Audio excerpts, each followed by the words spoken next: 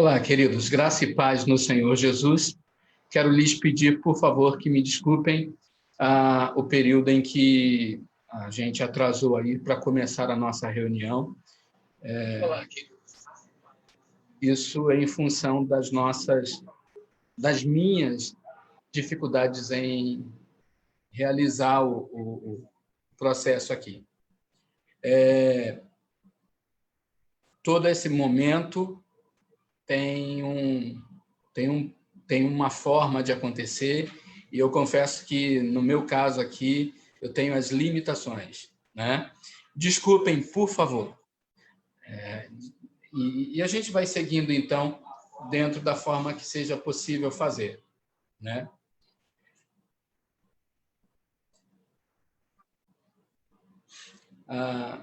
É bom estar com vocês, é bom poder partilhar esse tema, um tema que é de relevância no nosso tempo, e não só no nosso tempo, mas em qualquer tempo.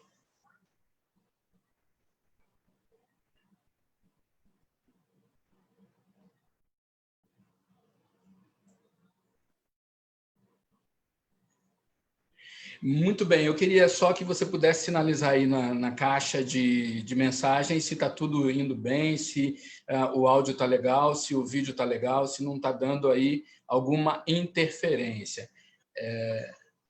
E enquanto isso, eu vou seguindo aqui no nosso propósito, né? Estamos aqui hoje para pensar sobre essa questão da pandemia, da espiritualidade e do exercício da fé. A gente poderia começar pensando em textos bíblicos como o Salmo de número 46. O Salmo 46, ele fala lá, né, que Deus é nosso refúgio e fortaleza, socorro bem presente na tribulação. Portanto, não temeremos, ainda que os montes se transtornem e as águas se tumultuem e os montes se abalem no meio dos mares. Poderíamos também pensar em outros textos que mostram realidades bem difíceis ocorridas em tempos de Israel e que foram de extremas crises. Mas eu quero compartilhar com você, na verdade, um texto que acredito ser importante para todos nós, que a gente possa ter atenção a ele. A palavra de Deus, em Lucas, capítulo de número 18, versículos de 1 a 8, diz assim: disse-lhe Jesus uma parábola sobre o dever de orar sempre e nunca esmorecer. Havia em certa cidade um juiz que não temia a Deus, nem respeitava homem algum. Havia também naquela mesma cidade uma viúva que vinha ter com ele, dizendo: julga minha causa contra o meu adversário. Ele, por algum tempo, não a quis atender, mas depois disse consigo: bem que eu não temo a Deus, nem respeito a homem algum. Todavia, como esta viúva me importuna, julgarei a sua causa, para não suceder que por fim venha a molestar-me. Então disse o Senhor: considerai no que diste este juiz iníquo. Não fará Deus justiça aos seus escolhidos, que a ele clamam dia e noite, embora pareça demorado em defendê-los? Digo-vos que depressa lhes fará justiça. Contudo, quando vier o Filho do Homem, achará, porventura, fé na terra? Esta passagem, queridos, nos coloca diante de uma realidade e nos coloca diante de um quadro em que a gente lida com aquilo que é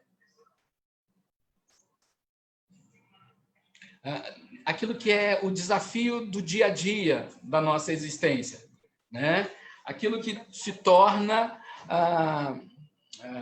algo com que nós temos que lidar, algo com que nós temos que vivenciar.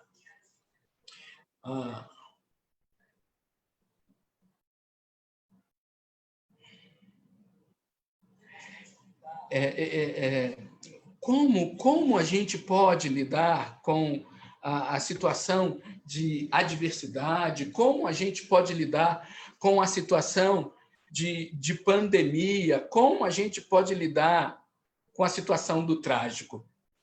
E eu queria começar exatamente pensando sobre essa questão do trágico, que chega em nossa história, que chega em nossa vida. O trágico pode chegar na nossa vida, pode chegar na nossa história por meio de catástrofes, em que nós somos atingidos por realidades climáticas que afetam, quer com chuvas, quer com maremotos, quer com outras circunstâncias que trazem pesos na vida humana. O trágico pode chegar com pandemias, e no caso das pandemias, a gente tem realidades da saúde que se tornam incontroláveis. E se tornando incontroláveis, vão atingindo pessoas em muitos lugares. As pandemias não são algo recente, não são algo apenas de agora.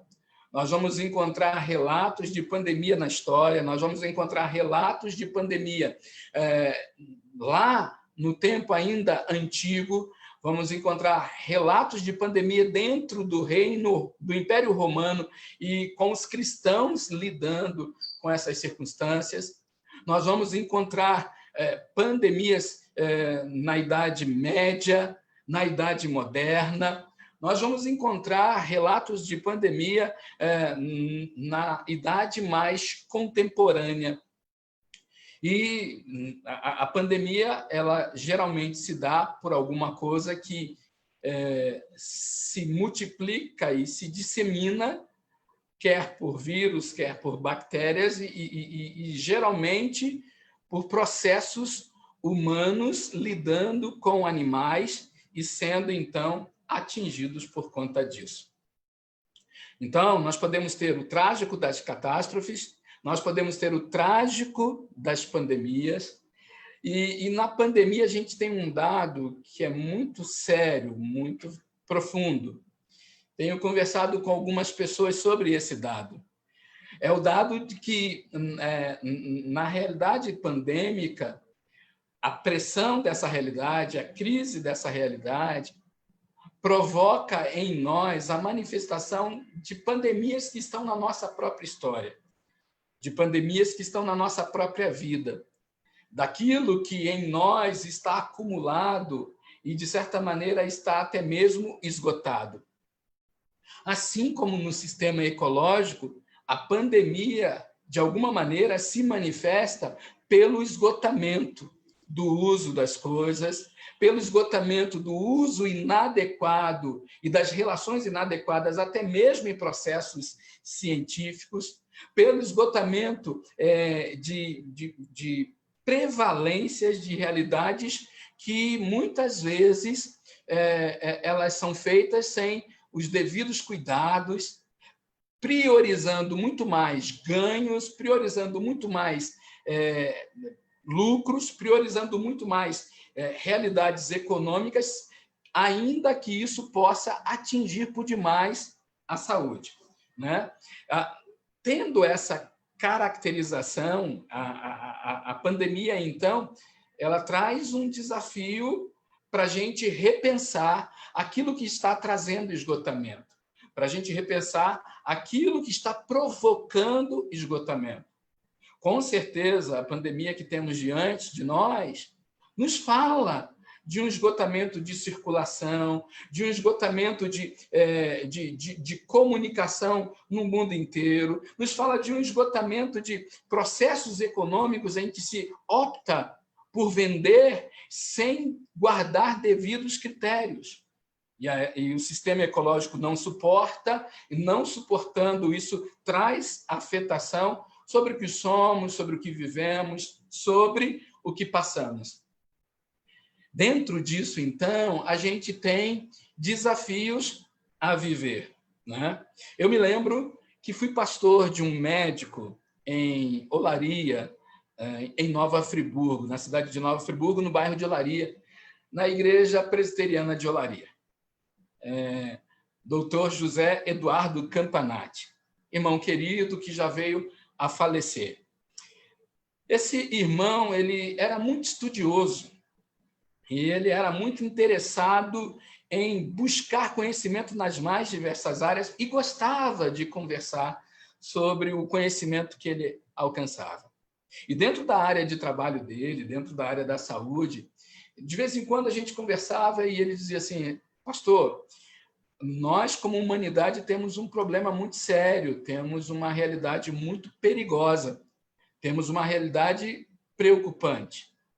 A ciência ela está por demais defasada naquilo que ela produz em termos de respostas para as realidades pandêmicas.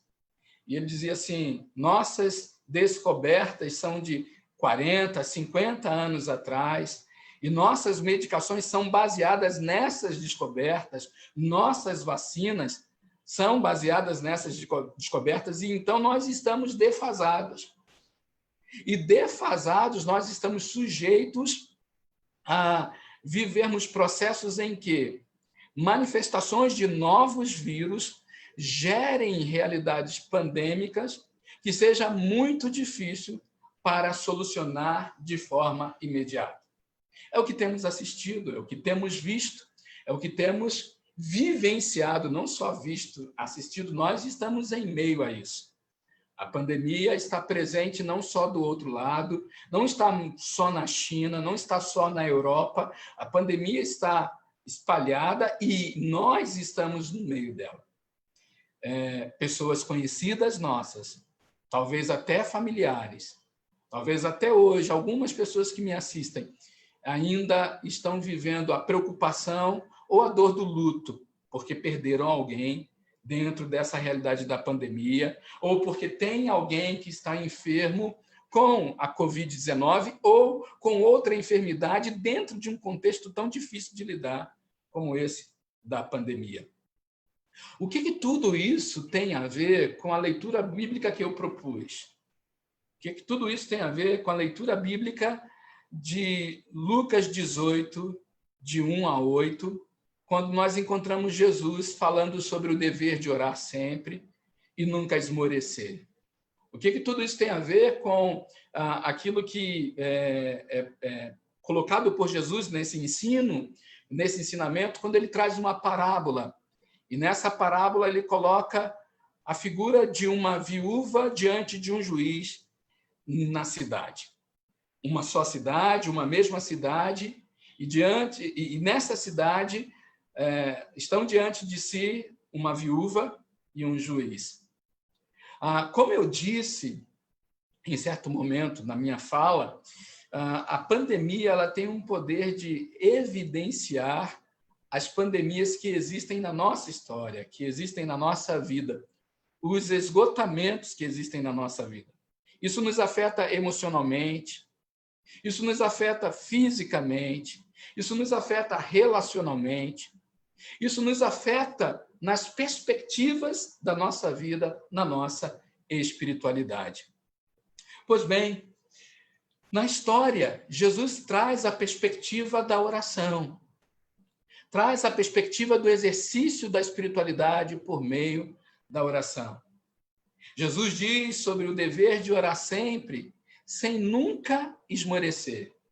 Jesus nos fala sobre a importância de, nesse tempo de oração, ou nessa experiência de oração, muito mais do que no tempo de oração, na experiência de oração, sermos movidos por uma perseverança, por uma permanência, por uma persistência, como exercício da espiritualidade, como uma espiritualidade que exercita a fé. Esse texto de Lucas 18 está muito associado com Lucas 11, quando os discípulos pediram a Jesus que ele os ensinasse a orar, e Jesus vai ensinar a oração dominical. Nesse texto, especificamente de Lucas 18, a gente vai encontrar Jesus falando com os seus discípulos numa sequência narrativa. No capítulo 17, ele está falando sobre o fim de todos os tempos. E falando sobre o fim de todos os tempos, ele fala da gravidade desse fim e do quanto é necessário estar atento, vigilante pela realidade do fim. E aí, então, ele vai dizer da necessidade de orar sempre, sem nunca esmorecer. E traz isso com a narrativa da parábola. E aí eu quero pensar com você sobre a importância dessa narrativa da parábola, porque ela nos revela muito sobre conceitos de espiritualidade. Primeiro, na narrativa, a gente encontra a história dessa mulher e dela diante desse juiz. E encontrando essa história, a gente vai encontrar, então, evidências pandêmicas que existem na nossa história, existem na cidade, que aqui representa as relações humanas, ou o lugar das relações humanas. Existem no contexto da história da vida, e como as relações acontecem, como as relações se dão, e como viver é extremamente desafiador, e como viver pode ter realidades pandêmicas. Uma das realidades pandêmicas que há no viver é a solidão. E na história nós encontramos o retrato da solidão. A história nos fala da mulher, e a mulher ela é retratada como viúva. Ela está numa realidade de desacompanhada. E no contexto judaico daquela época, Jesus não traz sem propósito essa figura. É alguém que, dentro desse contexto, era muito necessitada da presença masculina, não porque como feminina não tivesse valor, não tivesse importância, mas porque no contexto que se vivia, era a figura masculina que dava, de alguma maneira, amparo, proteção, referência para a figura feminina. E aqui nós temos uma figura feminina que está retratada como sendo viúva, como não tendo companheiro.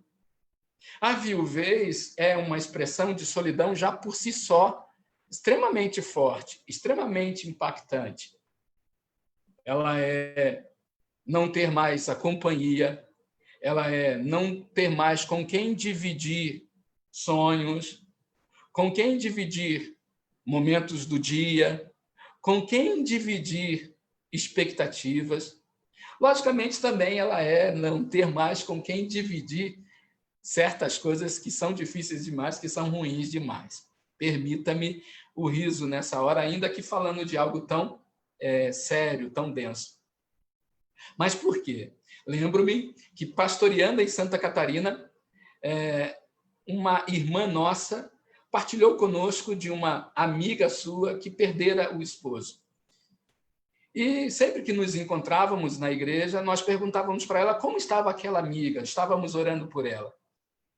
Ela disse assim, certa vez, olha, fui visitá-la, tem mais de um mês, agora que ela está viúva, e cheguei lá, perguntei como ela estava, e ela disse que agora estava bem, que agora ela estava com o controle. E eu perguntei para ela, você está conseguindo se controlar melhor? E ela disse, não, agora quem tem o controle da televisão sou eu, porque, na verdade, só ele ficava com o controle da televisão. Veja como pode ser tragicamente cômico ou comicamente trágico a relação, porque aquela mulher se sentia deixada, preterida, sem poder exercer sua liberdade, seu desejo e seu direito, e isso estava expresso ali na questão do controle. Nos tempos de Jesus, Isso era muito mais forte, muito mais denso. A circulação feminina não podia ser em qualquer momento, em qualquer lugar. A presença feminina no templo não podia ser nos átrios mais interiores, teria que ser do lado de fora. O diálogo feminino não poderia ser com um homem em realidade pública, em contexto público. E dentro desse contexto, Jesus nos diz que essa mulher estava viúva, sob a dor da perda, sob a dor da vida sozinha, sob a dor da vida em solidão. E no contraste, a pandemia aqui se mostra porque ela se apresenta diante de um juiz. E esse juiz que tem a responsabilidade de julgar sua causa se coloca na vida e se coloca diante dos outros como que alguém que não tem nada a dar de atenção a ninguém, alguém que não tem nada a responder a alguém, alguém que não tem temor nem mesmo diante de Deus. Então, essa mulher vai ficar sob o esquecimento dentro da sua solidão. Quantas vezes nós temos retratos de solidão na existência humana? E quantas vezes nós temos na solidão retratos de agressão na existência humana?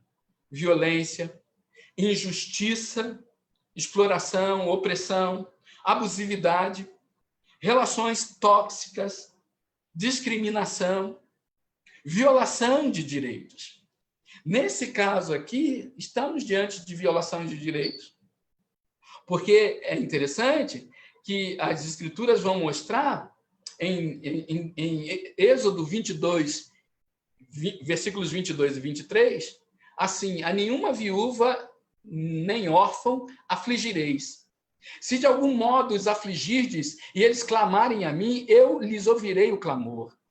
Em Deuteronômio 10, versículos 16 a 18, diz: circundai, pois, o vosso coração, e não mais endureçais a vossa cerviz, pois o Senhor vosso Deus é o Deus dos deuses e o Senhor dos senhores, o Deus grande, poderoso e temível, que não faz acepção de pessoas, nem aceita suborno, que faz justiça ao órfão e à viúva, e ama o estrangeiro, dando-lhe pão e vestes. E ainda o Salmo 68, versículo 5 diz: Pai dos órfãos e juiz das viúvas, é Deus em sua santa morada. Se a palavra de Deus nos coloca diante destas coisas, nós precisamos nos perguntar sobre realidades em que pessoas estão vivendo na solidão e como nós lidamos com isso. De que falam as nossas orações? Será que as nossas orações falam do perceber, da solidão do outro? Será que as nossas orações falam do perceber, do tempo de necessidade de companhia, de apoio do outro? De que tratam as nossas pregações?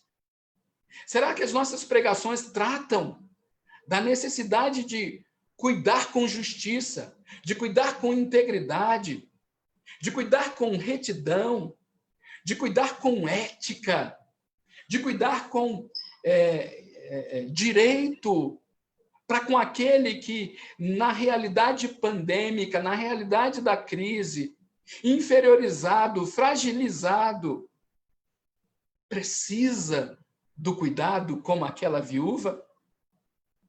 Marcos Azevedo, pastor e hoje missionário lá na França, ele fala sobre a preocupação que devemos ter com a nossa espiritualidade e com a nossa ética. E ele fala disso no livro Ética e Espiritualidade, em busca de uma cidadania integral. E quando ele fala disso, num dos trechos do livro, ele diz assim: vivemos uma tremenda espiritualidade consumista, pragmática, desencarnada de princípios e valores do reino de Deus, mas completamente encarnada nos valores materiais, cooptada que está pelo mercado. Interessante, querido, querida, porque o pastor, quando ele traz isso, ele está dizendo para nós que a espiritualidade não pode estar dissociada das realidades que nos cercam. E a pandemia que nos provoca tanto a orar e pedir, Deus, tem misericórdia de nós, ela não só nos fala dessa realidade tão difícil que pode matar, mas ela traz a evidência que muitas histórias estão em crises. O ser humano vive crises na sua história. O ser humano vive pandemias na sua história. E uma delas é a solidão. E a nossa espiritualidade não pode ser uma espiritualidade apenas de mercado, uma espiritualidade pragmática, uma espiritualidade desencarnada dos valores do reino de Deus, uma espiritualidade consumista e materialista, que não consegue perceber o outro, que privilegia e faz prevalecer a individualização na nossa existência. Não, a espiritualidade proposta pelo reino de Deus, ela nos provoca a uma sensibilidade. Há uma segunda pandemia de que o texto me parece dizer, quando fala dessa viúva e desse juiz. A segunda pandemia é a pandemia do desamparo, consequente até da solidão. A solidão nos lança no desamparo, ou evidencia o desamparo. Quando falo de solidão, não estou falando apenas de alguém que vive sozinho, porque muitas vezes a gente está no meio de multidões e a gente está em solidão. Porque muitas vezes a gente está no meio de relacionamentos e a gente está em solidão. Porque muitas vezes a gente está em meio a muita gente circulando nos processos de coletivos, nos processos da vida da sociedade, mas a gente está em solidão. E isso é angustiante. E isso nos lança no desamparo. A pessoa sem companhia para lhe ajudar, sem recursos para dispor a seu favor, sem alguém que lhe diga que está ao seu lado, sem alguém que lhe diga, você tem direitos e não será ignorada neles. Essa é a história que Jesus está contando para nós no retrato dessa viúva que está diante desse juiz. E isso pode gerar desamparo. E o que é o desamparo? Na psicologia, melhor, na psicanálise, Freud vai tratar do tema do desamparo. E é interessante que ele vai tratar do tema do desamparo associando, entre outras coisas, ao comportamento religioso do ser humano. E Freud vai dizer que no nosso comportamento religioso, nós podemos muitas vezes construir imagens religiosas, imagens divinas, por causa do desamparo que nos sentimos na vida e por causa da aflição que esse desamparo traz. Freud sustenta isso numa leitura bíblica, por mais incrível que possa parecer. Ele faz a leitura do povo de Israel no deserto em direção à Terra Prometida, quando Moisés sobe o Sinai e fica lá durante dias e dias, e a sua demora em retornar gera uma tremenda angústia, uma tremenda aflição que Freud interpreta como desamparo. Aquele povo que se sente só no deserto constrói o bezerro de ouro para dizer para o bezerro, você é nosso Deus e você irá nos proteger. Na leitura que Freud faz disso, ele vai dizer que ali a religião se mostra como uma redução que o ser humano busca. Quando ele não consegue suprir a si mesmo no meio do desamparo, ele vai e constrói os seus ídolos para tentar proteger-se neles. Mas esses ídolos são uma ilusão. Freud vai dizer isso no livro O Futuro de uma Ilusão. Ok. Mas será que a espiritualidade é apenas essa experiência que Freud retrata? Será que a espiritualidade é apenas um jogar para o alto aquilo que eu não consigo resolver? Ou a espiritualidade é também, no desamparo, uma oportunidade preciosa para a nossa própria existência? E aí eu te convido a pensar na fala de um irmão nosso, escritor, Eugene Peterson. Falando sobre a oração, ele vai dizer: as orações são ferramentas. Porém, com este esclarecimento, as orações não são ferramentas para fazer ou obter, mas para ser e tornar-se. Em nossa cultura fortemente voltada para o que é exterior, somos, de forma sobremaneira, confrontados com ferramentas que nos capacitam a fazer coisas e obter coisas. Mas não somos prontamente apresentados a ferramentas que nos capacitem a ser e nos tornar humanos. E dentro dessa perspectiva que Eugene Peterson diz, de que a oração precisa ser ferramenta para nos tornar humanos, que tem a ver com o ser e não com o fazer e conquistar coisas, a gente é chamado a pensar que a realidade da pandemia, que a realidade da solidão, que a realidade do desamparo é também uma oportunidade de percebermos em nós mesmos a finitude, percebermos em nós mesmos a incompletude, percebermos em nós mesmos a temporalidade e percebermos em nós mesmos a necessidade de significado. E esse significado se constrói também na espiritualidade, também no lugar da oração, também no lugar da petição, também no lugar da busca. Para não se sentir só, para não se estar só. Ter companhia é uma necessidade da existência. Jesus e os discípulos vivenciaram isso. E Jesus disse aos seus discípulos: fiquem comigo, eu preciso partilhar com vocês a minha angústia. O meu coração está completamente, extremamente aflito antes do meu sofrimento. Paulo fala de companheiros: João Marcos, Onésimo, Tíquico, Timóteo, Epafrodito, e vai falando dessas pessoas e dizendo o quanto elas eram preciosas na sua vida. E é interessante Paulo falar disso, ele está na angústia do desamparo, na prisão, impedido da circulação, sob limitações e já próximo da velhice ou na velhice. Mas ele tem uma lista de amigos e ele fala nas suas cartas desses amigos. Ele fala da saudade, do bem que esses amigos significam na sua vida. Então, a espiritualidade passa por esse lugar em que a gente aprende a estar presente um ao lado do outro, a ser companheiro. E exercita a fé não apenas num desejo de se apropriar de Deus e dominar a Deus e querer que Deus faça tudo que a gente queira, mas encontrar em Deus um modo melhor de ser, uma forma melhor de ser, sermos transformados por Deus.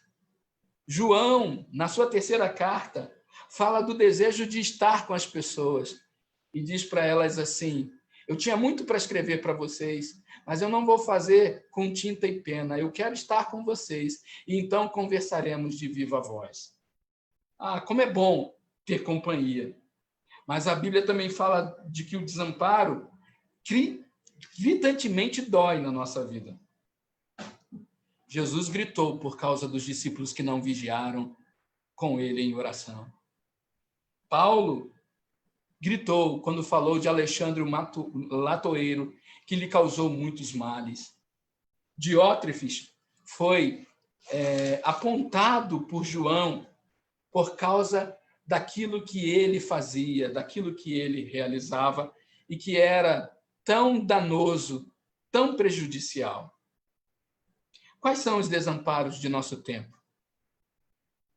A prevalência da individualização, a prevalência do materialismo, um materialismo hedonista, a prevalência da institucionalização, uma igreja que quer apenas ser aquilo que apresenta uma marca, apresenta um nome e conquista adesões e quer que as pessoas estejam dentro disso para programas que já estão estabelecidos, programas que muitas vezes promovem disputas, programas que muitas vezes conferem sentimentos de valor a partir de estar no domínio e no controle de outros, mas não promovem vida, não promovem relacionamento, não promovem o estar uns com os outros,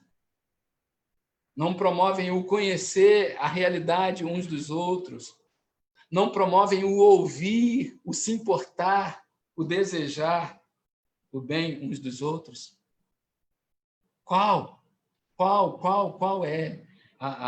Quais são os desamparos do nosso tempo e da nossa própria história? E como nós lidamos com elas, com esses desamparos na nossa espiritualidade? O texto ainda fala de esgotamento. Jesus diz assim: será que quando vier o Filho do Homem encontrará fé na terra? E será que os homens continuarão a orar com a sensação da demora de Deus? Ou como diz Karen Klepper, uma psicóloga cristã, escrevendo no livro O Futuro e uma Ilusão, numa abordagem do tema que Freud fez, mas trazendo uma resposta, uma proposta da espiritualidade, ela diz: será possível orar depois de Freud? Será que nós nos lançamos para a espiritualidade e para o exercício da fé, que não seja apenas querer que Deus nos proteja, nos livre de sermos atingidos pela Covid, nos livre de sermos atingidos por uma coisa que possa significar a nossa morte, mas nos lançamos numa espiritualidade muito maior, em que, independente de estarmos em nossa história com coisas favoráveis ou desfavoráveis, aprendemos a nos relacionar uns com os outros, aprendemos a sermos tornados e não apenas fazer coisas ou possuir coisas. Senão, caímos no esgotamento. Bom, tudo isso colocado, talvez você esteja se perguntando: mas, pastor, qual esperança podemos ter nessa perspectiva toda? Eu levo a minha palavra para o final, te chamando a pensar que nessa parábola que Jesus conta, há, na figura do juiz, uma proposição da figura de Deus, ainda que de forma contrária, ainda que sendo uma antítese, mas ele representa a Deus do lado de uma forma negativa, mas ele representa o que Deus se mostra e se revela de uma forma positiva.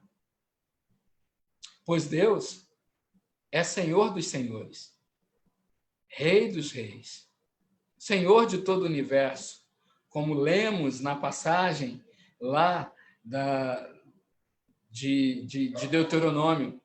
Ele tem o controle de todas as coisas. Ele é o grande e poderoso e temível.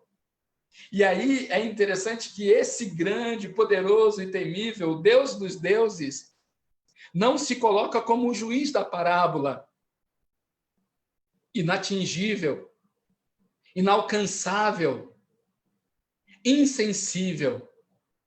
Ao contrário, esse Deus poderoso, Deus dos deuses, Senhor dos senhores, o Deus grande, poderoso e temível, numa posição contrária a esse juiz que o representa, esse Deus se deixa encontrar. Buscar-me-eis e me achareis quando me buscardes de todo o vosso coração.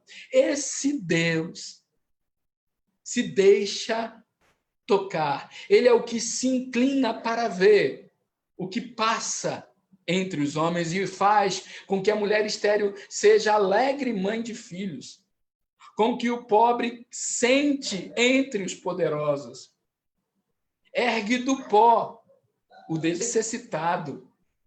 Esse Deus que é assim grandioso, diferente do juiz, ele não está longe, distante, mas é, sim, transcendente, é aquele que está além, mas é imanente, vem para o lado de cá da fronteira.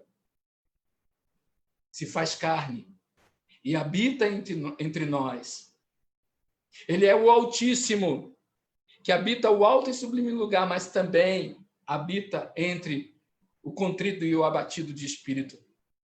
Por isso a espiritualidade é possível, e a espiritualidade é rica, a espiritualidade é necessária, a espiritualidade é preciosa. Porque por ela nós vamos conhecer, descobrir e nos relacionar com esse Deus que se revela presente. Como diz a canção, tu és soberano sobre a terra, sobre os céus, tu és Senhor absoluto. Tudo que existe e acontece, tu sabes muito bem. Tu és tremendo. E colocando isso, a palavra vem nos dizer de que esse Deus, surpreendentemente na parábola de Jesus, faz o que o juiz não é capaz de fazer. Porque na parábola de Jesus, o juiz julga a questão não porque se importe com a mulher, não porque o direito da mulher precisa ser respeitado, não porque a mulher seja percebida por ele como pessoa, não porque a mulher precisa da sua causa que é justa. Não, ao contrário. Ele diz que faz para que não seja molestado. E na língua original significa para que não seja atingido com um soco no meio da sua face. Ele não quer ser atingido. Ele não quer ser molestado. Mas, surpreendentemente, a parábola nos leva para Deus. E nos levando para Deus, Jesus diz assim, prestem atenção no que diz este juiz que é iníquo. E porventura não falar a Deus justiça aos seus escolhidos? Digo-vos que depressa o fará. E como que essa justiça se manifesta? Se manifesta na história da redenção. Se manifesta na cruz de Cristo Jesus. Se manifesta na entrega. Se manifesta no versículo que talvez nós saibamos citar muito de cor. Deus amou o mundo de tal maneira que deu o seu Filho unigênito para que todo que nele crê não pereça, mas tenha a vida eterna. E às vezes a gente não para pensar no que significa isso. É o Deus que, sendo o Senhor dos senhores, grande, poderoso, aceita o lugar da molestação, para livrar da molestação aqueles que em angústia, o humano que em angústia, o humano que em aflição, o humano que em necessidade no ser, precisa conhecê-lo, precisa encontrar nele sentido e valor. Eu creio que é precioso a gente pensar nisso, porque Jesus nos traz, no contraste, a afirmativa de que podemos vivenciar a espiritualidade e exercitar a fé diante de realidades da pandemia, porque conhecemos, ou podemos vir a conhecer, esse Deus que não se impede, mas que se coloca no lugar da molestação para nos abençoar. Que já estabeleceu que o juízo final já está estabelecido. Tive fome e me destes de comer, tive sede e me deste de beber. Estava nu e me vestiste, enfermo e foste me visitar. Ou seja, já está estabelecido que em Cristo Jesus a igreja é chamada a vivenciar uma espiritualidade cotidiana, uma espiritualidade que se mostre no que somos e que na pandemia se revele extremamente preciosa nas relações que podemos ter uns com os outros. A pandemia, como eu disse, ela tem o poder de tornar evidente as nossas pandemias. Emil Brunner escreve um livro, esse livro é Eclipse de Deus, e nesse livro ele fala sobre a Segunda Guerra Mundial, sobre tantas atrocidades acontecidas na Segunda Guerra Mundial, e a aflição que vinha ao coração naquele tempo e no tempo pós-guerra, pós-Segunda Guerra, em que se angustiava o humano perguntando onde Deus está se ele permite essas coisas. E aí ele fala no livro Eclipse de Deus que o eclipse tira de nós a percepção da presença do Sol. Pois a Lua se interpondo entre o Sol e a Terra nos deixa na escuridão e parece que o Sol não está presente. Mas aí ele diz que, por mais que seja assim, a gente sabe que o Sol está lá. As atrocidades humanas, as pandemias, no seu peso, na sua força, nos traz a sensação de que, por que Deus permite tais coisas? Se Deus é bom, por que tais coisas ocorrem? Porém, como o Sol está no lugar que deve estar, mesmo quando o eclipse se manifesta, Deus está no controle de todas as coisas e está presente, mesmo quando a pandemia nos atinge. E nos atingindo, traz à evidência as pandemias da nossa própria história. Nestes dias, tenho sido provocado a meditar muito sobre isso. E tenho sido levado a partilhar isso com as pessoas. Que a nossa espiritualidade, que o nosso exercício da fé, nos leve a olhar para a presença de Deus e nos leve a viver um evangelho em que as nossas orações falem do amor, falem da coletividade, falem da comunhão, falem do importar uns com os outros. Em que as nossas canções não sejam movidas por uma primeira pessoa do singular, em que se queira apenas uma experiência pessoal com Deus, mas as nossas orações marquem a cidade, o lugar em que se está, o lugar em que se encontra com o outro. Marquem o ser, marquem a nossa forma de ser. Que as nossas pregações não sejam apenas para alcançar adesões, mas sejam para edificar, para alimentar, para nos provocar, buscarmos uma espiritualidade em que nós não deixamos de perceber o outro, não nos tornamos insensíveis, não nos tornamos distantes, não nos tornamos inatingíveis. Que o Senhor nos abençoe. A graça e a paz do Senhor Jesus. Eu paro aqui a minha fala. Pode ser que você que está acompanhando aí no Facebook tenha alguma pergunta a fazer. Não sei se você está com alguma pergunta.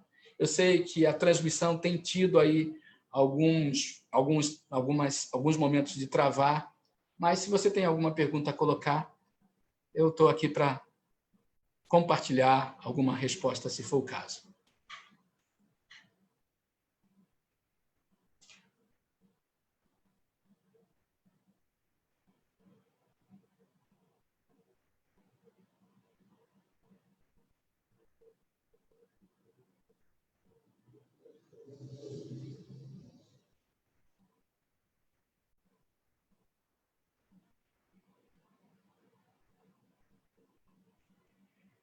Se não há perguntas, eu vou, então, me despedindo, dando a minha palavra para a Federação de Mocidades do Presbitério São João de Meriti. Minha alegria de poder ter esse tempo com vocês. Espero estar contribuindo à edificação e falar da minha alegria da iniciativa de vocês. Peço que vocês, por favor, compreendam e perdoem por não ter partilhado com vocês no ao vivo como gostaria de fazer, né? Mas a gente vai caminhando, né? E vai aprendendo a lidar com as ferramentas. Uma alegria também de ver gente aí querida, João Brilhante, nosso irmão João Brilhante, reverendo João Brilhante, com quem caminhei em Iaúma, dos anos de 86, 87. Kevin, com quem estou caminhando agora aí em Itaguaí, nesses anos. Elisângela, né? Lucas, com quem estou caminhando aqui no seminário. Gente, a graça e a paz no Senhor Jesus. Que Deus nos abençoe. Fiquem com Deus. Márcio, um grande abraço, querido. Um grande abraço.